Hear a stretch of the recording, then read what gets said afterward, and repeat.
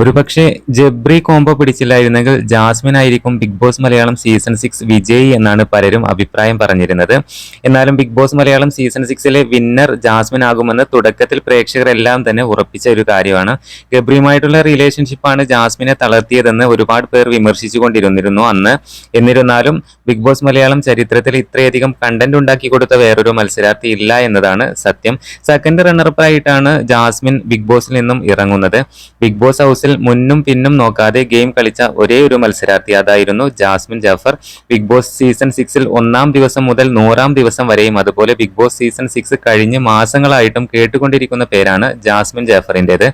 ഹൗസിൽ കൺസിസ്റ്റന്റ് ആയി ഗെയിം കളിച്ച ഒരേ ഒരു മത്സരാർത്ഥി, ഇമോഷണലി ഡൗൺ ആയ അവസരങ്ങൾ പോലും കണ്ടന്റ് ആയി മാറിയ ഒരേ ഒരു മത്സരാർത്ഥി, പ്രേക്ഷകരുടെ ഇഷ്ടവും ഇഷ്ടക്കേടും വെറുപ്പും ഒക്കെ ഒരുപോലെ നേടിയ മത്സരാർത്ഥി, അതാണ് ജാസ്മിൻ ജാഫർ.